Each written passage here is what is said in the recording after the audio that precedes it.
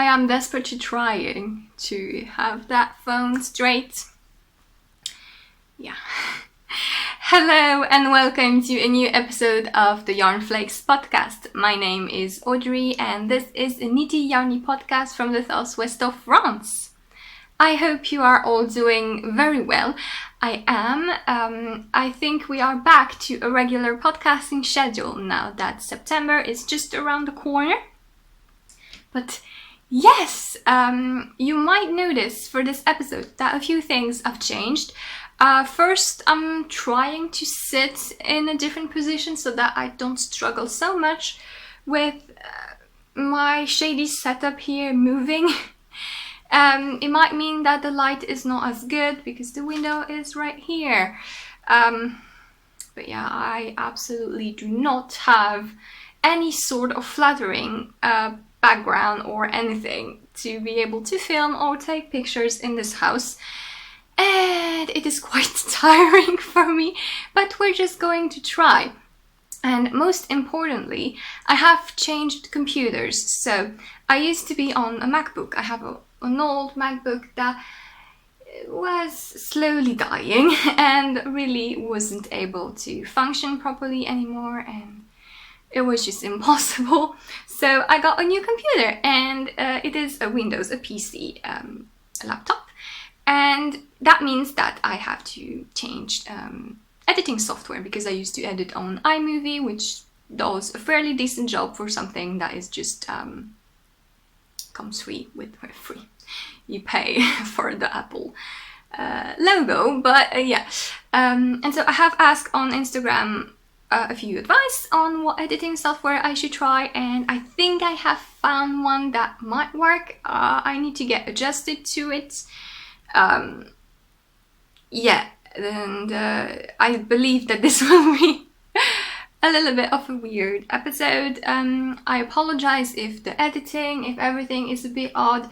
Do tell me what you think. I am going to try to do my best to adapt, and hopefully I will find all my little features that I need for this silly little video.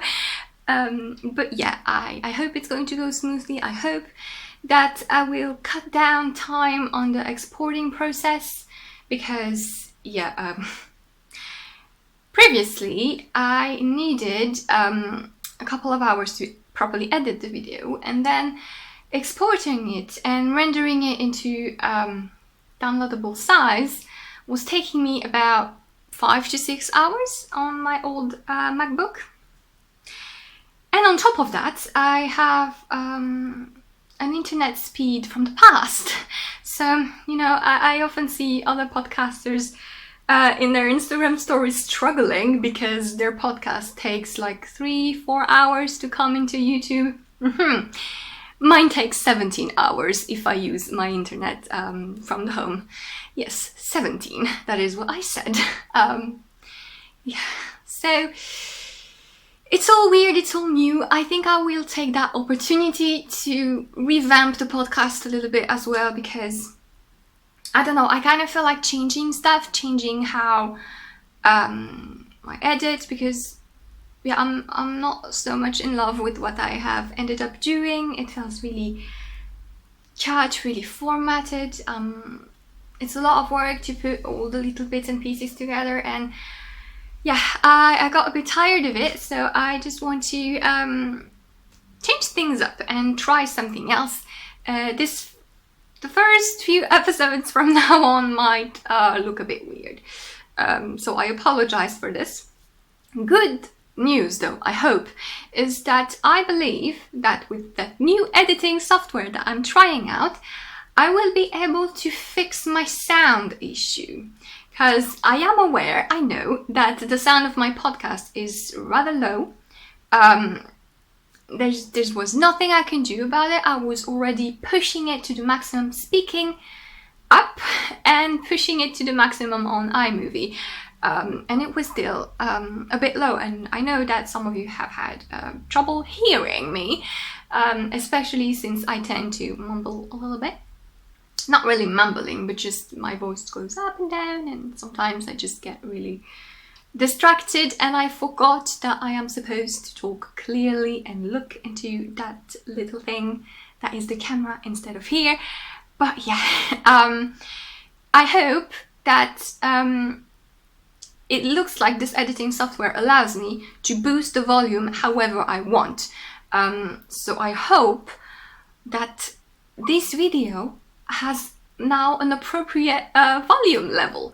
So do tell me if it's okay. It might need some adjusting because I need to play around with the music files, if I will use some music at the beginning, I believe so.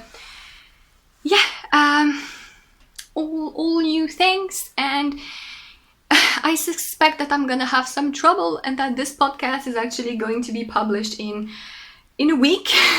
But no, let's hope, cross fingers, that everything goes well. And yeah, that very lengthy and rambly introduction is now done. And I don't know why I have a weird, half British, half weird accent at the moment, but we're just going to go along with that. I have just watched Katie from Inside Number 23 latest episode, so I tend to mimic what I hear as far as accents go, so maybe that's why. And before I start with actually what I've been making, I want to quickly say I am wearing my Varma pullover, which is a pattern that Sari Nordland just released on Ravelry. And it is a pattern that I test knitted for her. And look at that, that's quite nice. We have sort of a moody effect here, but you can still see the details. And yes, the pattern has these 3 color versions and a unicolor version, and she also did a hat with that texture motif here. The pattern is now available on Ravelry. It is a lovely design. I really love the unicolor version as well. So yeah, if you like that sweater, I just wanted to let you know that it is now published. So I'm going to try not to make too many weird faces or things because I'm not sure I'll be able to edit all of them out. We'll see. I want to start with some knitting, and did I really forget? No, it is here. I have a finished object to show you, and it is a design that I have published on Ravelry. Yes, I have published 2 designs on Ravelry last week. The first one was my Tolosa sweater. Thank you so much for your support on this. It even reached Ravelry's Hot Right Now page, and yeah, I am so excited and I cannot wait to see people knit my Tolosa sweater. I really like my testers versions, and I am really excited to see if more Tolosa pop up in the wild. Don't forget to use I put in the pattern the hashtags Tolosa sweater, and if you want, you can tag me as well and show me your progress because this is really, really nice. I've also been working on triptych. So I have shared in last episode this thing, which is more of a purpose pattern, so to say, to start a discussion about gauge, and it is now published on Ravelry. So it's a crescent shape shawl that uses 3 yarns, and these 3 yarns all have 3 different weights. So this is a decay, this is a fingering, and then you have some lace, and it features this cable motif at the end. And yeah, this has been really seen, and I had lots of downloads. It is free on Ravelry. Did I say it? It's free on Ravelry because it's a design, but it's more of a purposeful thing, and I really want a lot of people to be able to tackle it, and it gives you as well an idea of how I write patterns, so that if you ever want to knit one of my paid for pattern, you can check that you actually like how I write my patterns, you know. But yes, this really, I had so many lovely feedback on it. Thank you so much. It is lovely to hear your thoughts, and I'm really happy that you like the idea of mixing weights to talk about gauge. If you want to join that discussion, if you have questions about what gauge is and why am I telling you that you can use different yarn weights to use in one same gauge? I have put up threads in my Ravelry group regarding this, and I forgot to say, all the links to everything that I talk about are in the description down below. I'm very sorry, this is going to take a few episodes to adapt. But yes, I have started threads on Ravelry, so you can talk about triptych, obviously, the pattern, but also just ask your questions on gauge, and you know, if you're struggling with something, if you have a yarn and it's not behaving like you thought it would and you don't know how to work it out, yes, so we can all share experiences and help each other out regarding gauge. On my previous episode, I have talked about exactly what my point was. The pattern contains at the beginning a text on, like, thoughts on gauge and what gauge really is, and I wanted to address two main mistakes that I see commonly made around gauge, and I have written a text about it. So if you feel like you don't know so much about gauge, if you're a bit scared of its its technical aspect, and if you don't understand what it really is, if you think that gauge is the weight of yarn you're using or the needle size, please read that text. Yes, I am really thankful for all the feedback that I got, and yeah, you can see it's a crescent shape shawl. And yeah, so a lot of you said that you liked the idea and you liked how the pattern was looking. Well, it was a work in progress, and so here it is, it's published, it's free. Go have a look, have fun combining different yarn weights. And yeah, I hope you enjoy and that you find the discussion interesting, and that you would like to contribute by sharing your own thoughts. And yeah, that is what triptych was all about. It is still way too hot for me to be wearing that sweater and a shawl. But yeah, this is my finished object for this week. I am now going on to whips, and I have 3 whips to share with you. Another upcoming design of mine, and you have seen this before, and you're going to think that I barely worked on it, and yeah, it is my Lucarne wrap, which is this lacy, bronzy, goldy goodness. And I had to rip back. It is the most, like, the pattern is ready. It's all written, it's all working out. I know exactly how it's going to be. It's the most simple thing to work, and this is when I do mistakes, when things are too simple.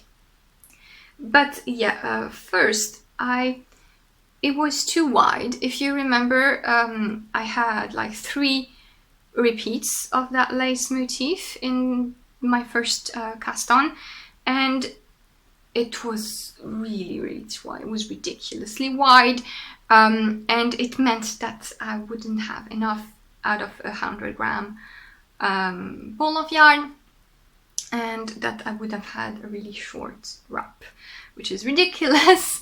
And so I undid everything and I cast on again, so that I only have 2 repeats, so that is 40 stitches left. And I took the opportunity to make a thicker border at the bottom and at the sides, so that it would stop curling. It would have stopped curling after blocking, but just to be safe. And I think it actually rather, it looks better that way. And yeah, so the yarn I am using is Knit Cosmic Strings in their yak single base, which is a mix of merino, squash merino, yak silk, and it's a single base. And yeah, it because I had to rip it back to resize it, and then I managed to make a mistake, so I had to rip it back again. So I ripped it back twice and it took it fairly well for a single, I must say. There is some pilling happening because I had to, sometimes it was caught and I had to be a little bit harsh on it, so there's been little fluff that I had to pick out. But what I'm really impressed with is that even if it was knitted, frogged and reknitted, if you look at the stockinette portion, the fabric doesn't look like the yarn was mistreated. Usually when you reknit a yarn that has been knitted, it looks a bit fuzzy and even. It makes a really fun texture effect. And this just looks like the first time I knitted it, so that is quite nice. And yeah, I have started again, and you can see my lace motif. People have pointed out that this looks like hearts, and indeed, it is not intentional because it's supposed to be in that direction. But yes, so I really want to advance on it so that you can see actually what the idea is, because you see, so I have 4 columns, 2 of which are stockinette and 2 of which have that lace motif. And so basically this is going to go up for 1/3 of the shawl. The next third is going to be this motif, and then I'm going to introduce the second motif in these spots. And then the last third of the shawl is only going to be the motif that I will have put in here. And so everything is started, everything is ready, I just need to execute it. And yeah, it is really pleasant to work. I just need to have my little chart to look at while I go and binge watch Luke Cage season 2, as you do on Netflix. But yeah, I have made like a thicker garter border, and yeah, I really want to advance on it because it's such an autumnal thing, even though it's lace, but I mean the color, and that I would like to be able to show it to you so I can ask for testers and hopefully get it ready to release in the next few months. But yes, Lucarne, which means it's the type of window in the roof, and yeah.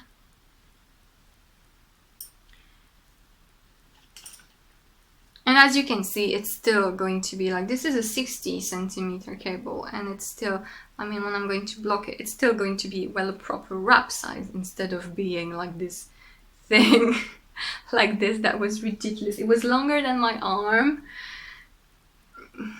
It was too big for what I envisioned. I don't want it to be scarf size, so it is definitely wider than the scarf because it's going to, maybe it's a white scarf, okay.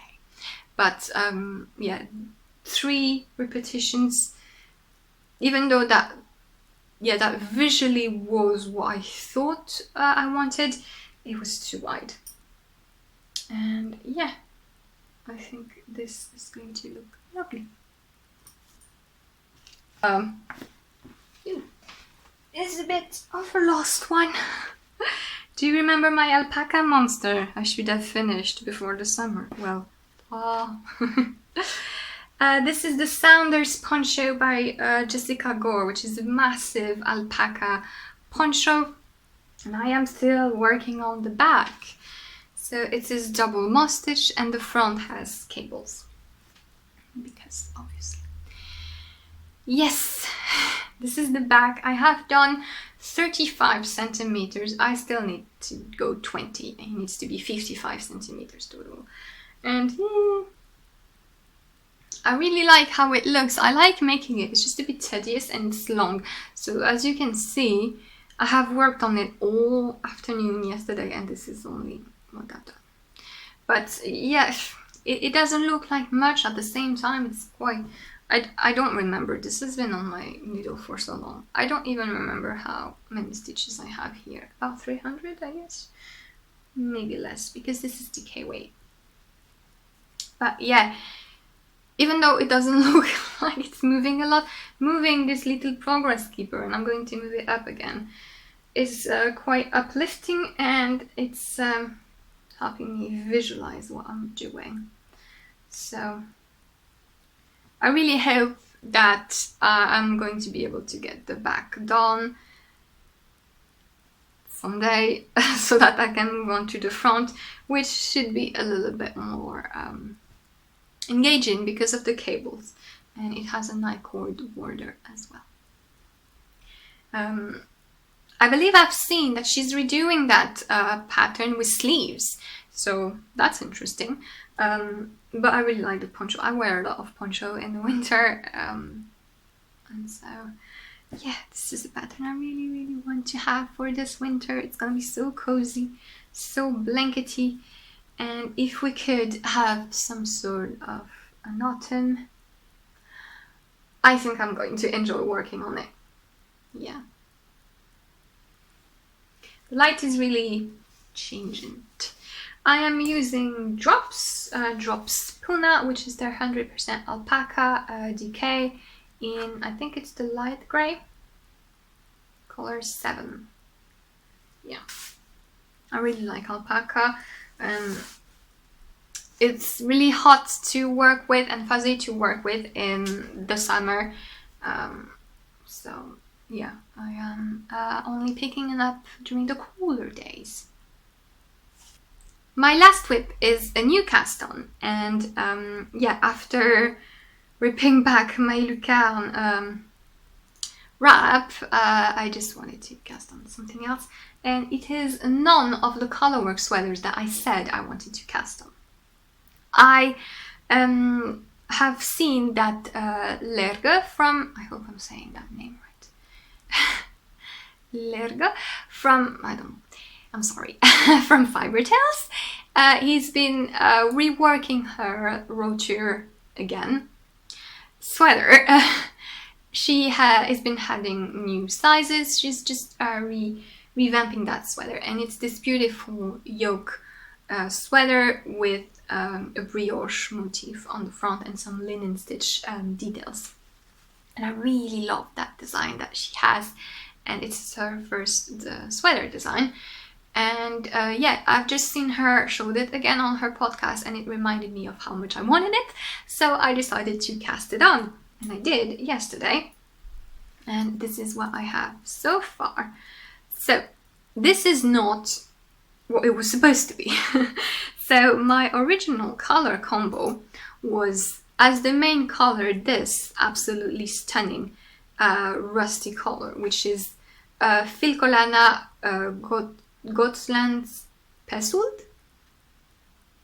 I don't know why I'm going as if it was Spanish, but let me grab a stain. Pelsuld, actually, there's a nail here. Filcolana Gotlandsk Pelsuld. So it's Gotland wool, and it's a DK weight, a really lightweight DK, and Lerge also used Gotland for her sweater, Gotland from her parents and farm, and so I thought it would be appropriate, and this is the perfect rusty color. It looks really dark at the moment, but it's a little bit more orangey than that. And Gotland sheep are grey, and they have like a really metallic steel undertone to their wool, and it just makes the most beautiful shades that I cannot show you because the light in that angle is horrible.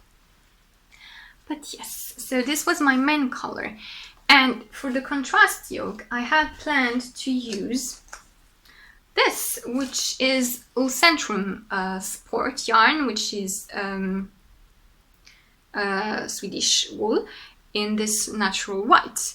And yeah, I thought I would look like a giant pumpkin spice latte, but yeah, I cast it on like this, and it just wasn't working out. The brioche wasn't looking good at all. It was really see-through. You could really see, as this was the background color. So let me show you. I had the white as the foreground here, and the rust as the background color, and it was really see-through. You could just see, I could just see the white under it, and it wasn't making a defined brioche look. I was really unhappy about it. I don't know why that is. I tried a bunch of different needle sizes to see if it was gauge related. I don't think so. I think, funny enough, this wool is much thicker than it felt. It looks like they're the same, but knitting up, the wool centrum was much bulkier, much rounder, and was taking much more space in the brioche, and which is utterly ridiculous because this is a sport weight and this is a decay weight. Rustic wool, everyone. But yeah, so I gave up on that. I also realized that I kind of wanted a more softer contrast because this was a bit too harsh actually. And so I decided to try to cast on with leftover Tukuwool that I have. This is Tukuwool Fingering in their Uyo colorway, and it's this mauvey lavender, and I like it much better. It's a little bit unusual, rust with lavender, and the color setting in this position is really bad. I will not put myself in that angle ever again. But yeah, it's a little bit weird, I admit, but I kind of like it. I mean, it's, yeah, mauvey, grey and rust. Let me show you the skeins together. It's a little bit more subtle. This is a fingering weight, so it kind of means that my gauge, this is also fine. They look like they're the same weight. It's ridiculous. I think I'm taking a risk because my gauge is probably off by 10 million thing. But I'll see. I'll try it on once I get a little bit more of the yoke done. So you start with the rolled stockinette neck, and then you start with this brioche. I'm almost done with the beginning before I start one of the yoke increases. And the yoke increase is what makes like some sort of a pattern in the yoke, the brioche yoke. And yeah, I like knitting brioche. I don't do it, this is the wrong side. So yeah, you see, I think that if you want a sharp contrast with this design, you might want to use darker color as the front color, because that way it looks a little bit more it's a little bit more visible than this. Yeah. Yeah, I hope that I will have more to show you. This is just on a 40 centimeter cable, so it's a little bit weird. But I hope I will have something that looks a little bit more like a sweater to show you next time. Both of these yarn will really bloom, so I'm really eager to see how the yoke looks once it's wet blocked, because yeah, right now it looks a bit weird, and it looks like a cowl, but it's actually going to be a sweater. So yeah, I'm having fun with it. I like brioche, like I said. I like brioche when it has a purpose and when I know I'm not going to be doing it forever with no changing shape or anything. This is nice and relaxing, and yeah, it looks like for some reason I am having some sort of a bias situation as well, which I don't know why, but I'll have a better look at it when it's on a more decent sized cable. I'm not sure I have enough Tukuwool for the entire yoke. I have about 160 meters left, which is 100 meters less than what Lerga recommends. So it's okay, I'll order more if I need to. I don't mind. But yeah, I really hope it's going to work out like I envision it. I think I'm going to work on it quite a lot, because it's always like this when I'm not sure about my color, yarn choices, and how things are working out. I'll work on it more because I'm eager to see if it actually works. So that's what we're going to do. I thought I'd take this opportunity to talk a little bit about Drops Garn Studio. I've already talked about it in the past, but I've had questions about it, and since they've done their mess again, and that it appears that the Rotur sweater that I just showed you was like a very strong inspiration for one of their sweaters in their new collection. I thought it would be nice things to refresh my thoughts on the matter. So in case you don't know, there's been a lot of talking in the knitting community about Drops, especially regarding their patterns, their free patterns that they put up from time to time, because they just steal independent designers. I use a lot of Drops because I have quite some of it in my stash. Now less and less, I must say. I still have a few sweater quantities, and I will use them because I like that yarn. I don't want to waste it, and all of it is allocated to patterns I really, really want to make. But it does put me in quite of a strange position as a podcaster and designer myself, because yeah, Drops is stealing independent designers' work, ideas, and just putting them up for free as their own. Like some of this new collection they've put out, the Babel hat colorwork motif was copy-pasted. There's as well some West Knits thing going on. And yeah, like I said, there's a brioche yoke sweater that looks oddly similar to Rotur. And yeah, it is so obvious and shameful that I don't understand why they do this. I mean, sure, they're untouchable, but if I had the money and influence of such a big company, I wouldn't bother stealing other people. I don't know. It's a bit naive of me because these sort of things happen all the time. But yeah, it feels like a petty contraband strategy, you know, coming from such a big company is what I'm saying is a little bit. But anyway, I don't buy any more Drops yarn because of this, and I am still using the one I own because I don't want to waste it. And hopefully I will use it up one day. It's a bit of a shame because it's such an unbelievably good resource for natural yarns, and it's so cheap, it's even, yeah, probably not very sustainable. But it's a good opportunity for people who start knitting or who don't have a big budget, especially for sweaters. Now, thankfully, I have lots of alternatives for me. I am just struggling to find a heavier weight, like a DK or worsted weight, that will work for my boyfriend. That means that is super soft.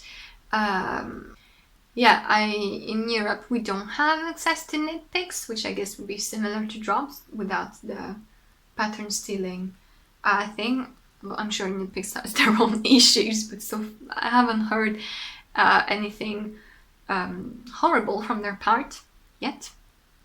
Do tell me if you're aware. But yeah, it's that there's two French companies that I really like to try, and they kind of feel like French Rowan in the sense that they have natural yarns and lots of option. There's Fonty and long yarns, and I have never tried any of them. Yeah, and they have a lot of natural yarns options, lots of different qualities. Although I haven't seen a range that screamed to me, I am good for color work, so I have to look more into that. Yeah, I thought I would address the subject since I am knitting Rotur and I have been asked to share my thoughts on this. But yeah, this is all I've been knitting these past weeks. And yeah, I also have finished my project focus knitting, which is a special video, and I hope it will come up soon. Because the actual project is finished.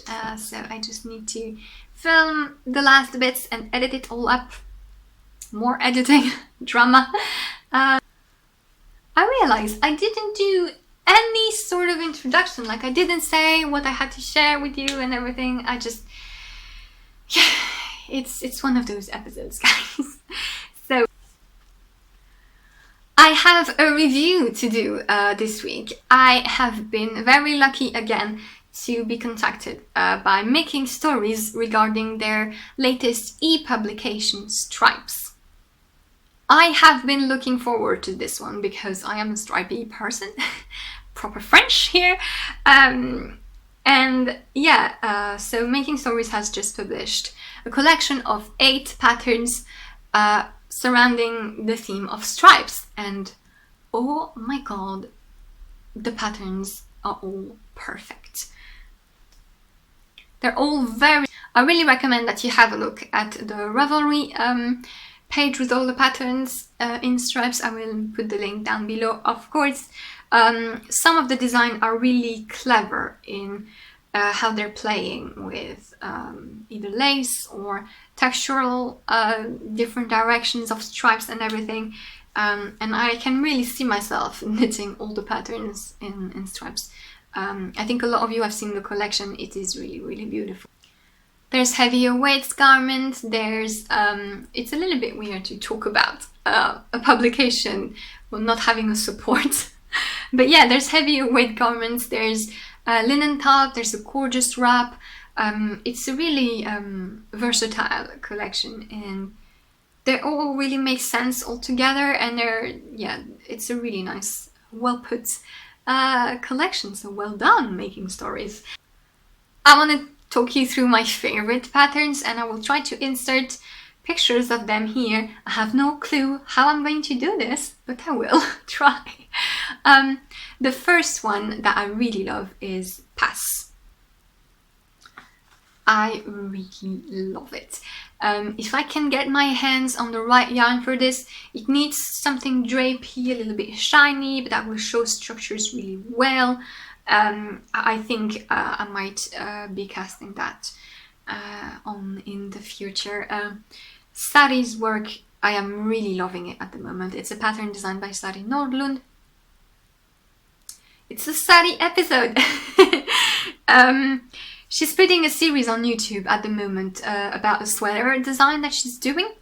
It's really interesting to look at her process, and she's designing this gorgeous cable, the chunky cables sweater at the moment. It's really beautiful. She's really good at combining textures and letting them shine, and I'm really interested in that as well. And so yeah, her work as a designer really matches my aspirations and what I want to be knitting.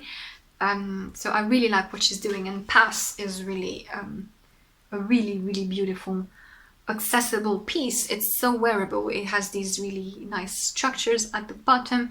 It does not scream, hey, I'm stripy, hey, I'm cabley, you know. It's just a really nice, rich combination of textures. It must be really nice to knit. I'm looking forward to doing so, because I definitely will once I find the right yarn for it. My second favorite, and it is one of the first designs I saw from this collection, and I went, wow, it's the Cara wrap. It has such a beautiful, subtle, lacy texture to it. I'm really interested in these minimalistic wraps at the moment that just have a graphic aspect to them. This is really, really nice, and you can see that it's really wearable, because if you just wear it as a scarf, you know, all bunched up, it's not multicolored. It's not even though I like multicolored. I mean, have you seen my Find Your Fade?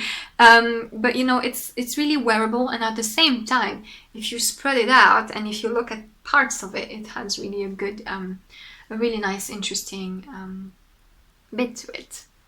And then the last of my top 3 is Striper. I don't know how you're supposed to say it. I really love the twist on the striped sweater. It's a bit color blocky, but at the same time you have a really nice interest with the lacy eyelet texture things in the stripes. Yeah, it's you can see a lot of color combinations with it, and yeah, it's going to be really hard to choose, but I really like this one as well. It's again, I think this one in particular, it's really representative of the collection because it is in your face elements, like it's a striped sweater and it's big stripes with textures, but at the same time it's smoothed out, it's subtle, it makes it still wearable. You can make something really vibrant depending on your color choices, or you can do something a little bit more minimalistic and earthy like they've done with that sort of olive green and natural combination. You can really play a lot with this design, and I really like it too. All of the other patterns are like, I had a hard time, like I knew pass is my heart in this collection, but I really had a hard time. I wanted to show you a few that I really loved and I really hard at, like I was selecting them, oh this one, and I ended up having all 8 but yeah, I had to cut it down to just show you what I really think is my top 3 for this, but all the 8 patterns are beautiful. And yeah, like I said, I don't see one I wouldn't make. As usual, there are the patterns, but there are also content in the Making Stories publications, interviews with the designers and the yarn companies involved in those designs. It's really interesting to see everyone's inspirations, what everyone think when you tell them stripes. It's again very representative because you have people talking about the classic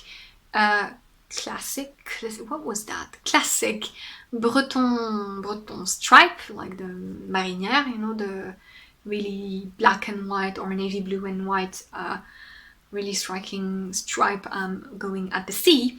And then you have people that are more about textures, and yeah, it's really interesting.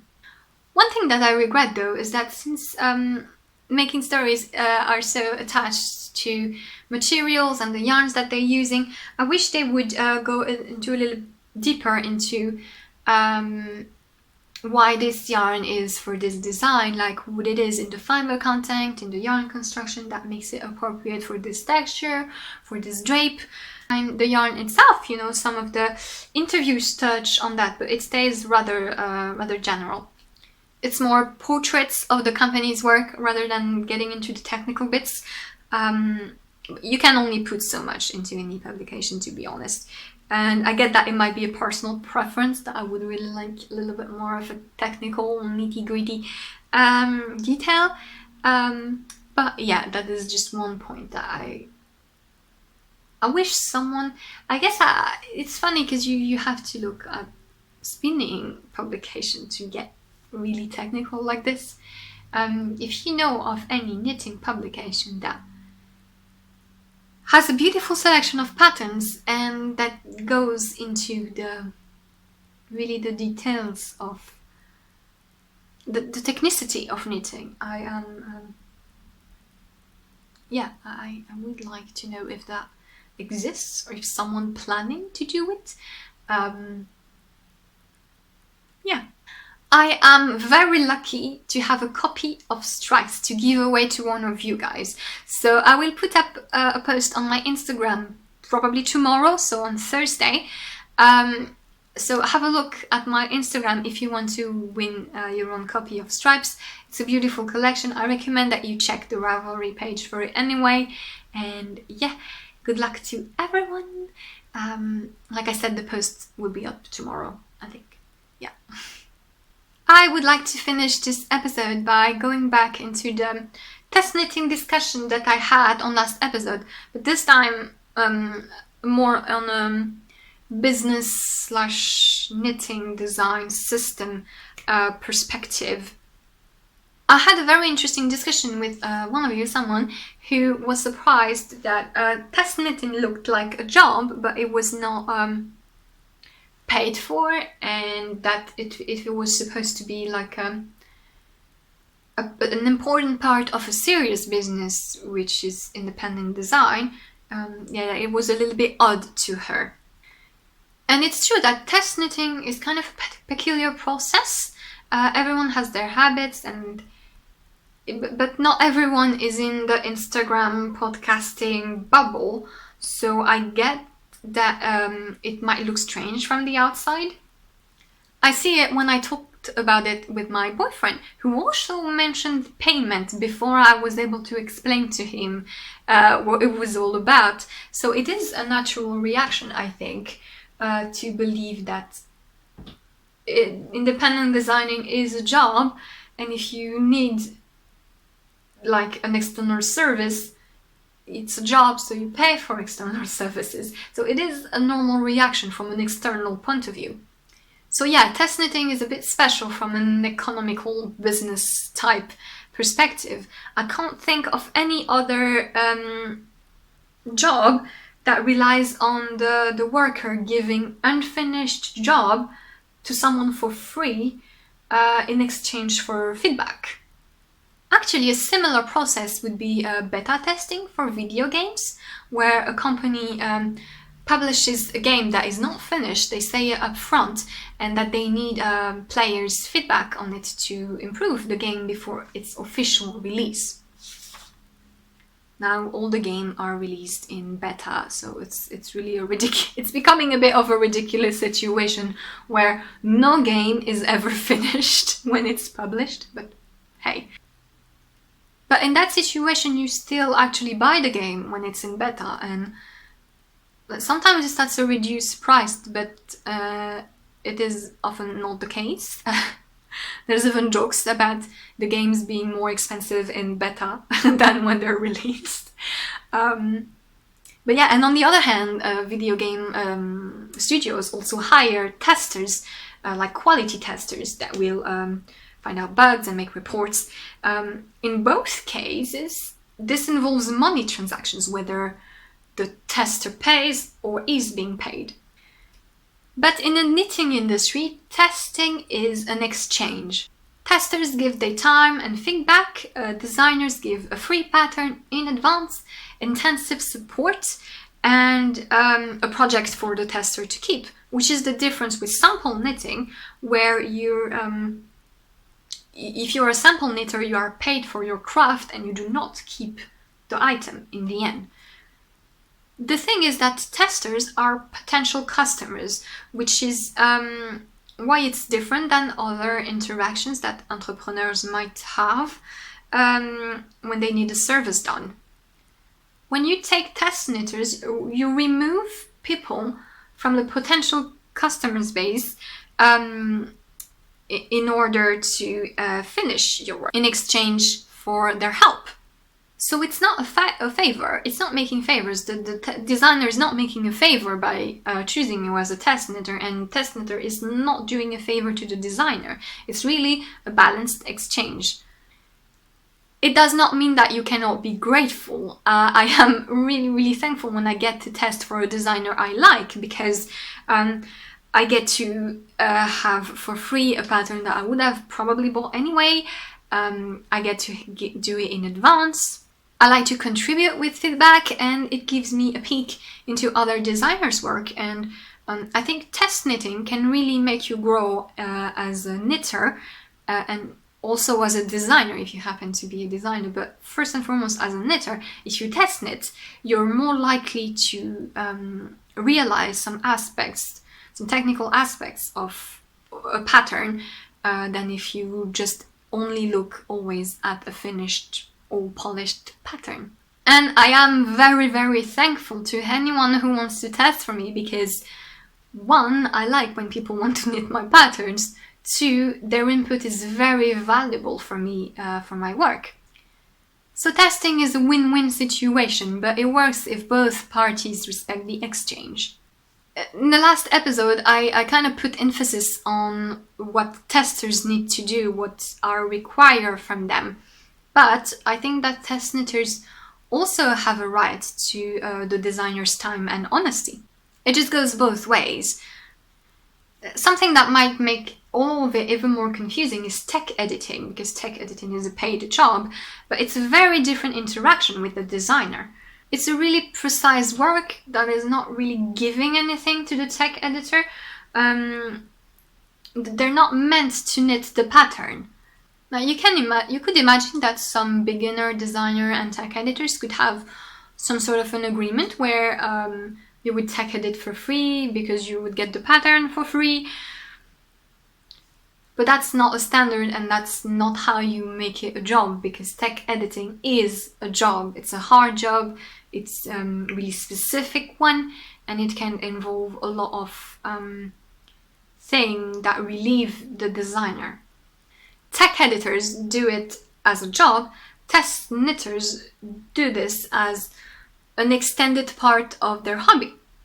But of course, it's all codified, and independent design has so many peculiar perks that it's understandable that all of it can be confusing from the exterior. Most people don't know these things, and we shouldn't assume that they do. Which is why I tried to make my requirements for testers clearer so that there are no disappointments. You know what you get and you know what I need, so you can decide if you want to commit to this exchange. Now, of course, the necessity for the respect of this exchange is more important for the designer. So yes, you kind of depend on people's honesty. I don't believe making test knitting a paid-for thing would make any difference, to be honest, because being paid sadly does not imply that you have a professional conscience. So unless we end up with some sort of test knitting LinkedIn where we're 100% sure of who we hire. But you know, when you are beginner designers, there's inevitable hiccups until you have the experience and enough following to be able to pick testers in a trustworthy base. And you know, you also rely on the designer's honesty when you purchase a pattern. You count on it being well written and on the pattern support that the designer is supposed to provide. So yes, knitting design is a job that relies on people being honest and thoughtful. You hope that people are willing not to steal your pattern, whether it's through testing or sharing it with 20 other people for free. But I feel incidents are noticeable because they are the exception. Overall, we are lucky. Maybe it's just me, but I feel really lucky that our community is very understanding and supportive. Yeah, I had a couple testers fail, but I had 10 more brilliant ones that taught me how to improve certain points in the pattern. And when it's published, they make my pattern shine and they'll help me through that. So it appears our bubble is pretty positive in the end. So it's not much of a problem to work in this context. Yeah, these were thoughts on test knitting business thingy. I hope I'm made clear what I wanted to address. I'm looking forward to hearing what you think and continue discussing on it. I believe I have said everything that I wanted to say for this episode. I really hope, pray for me. Well, you will know if you say this and it's 2020, it's because I wasn't able to edit that thing properly. But yes, I am going to go fight with my new editing software, and I will see you next week with another episode. Thank you so much for watching. I wish you to have a very nice day, night and week, and I will see you next time. Bye!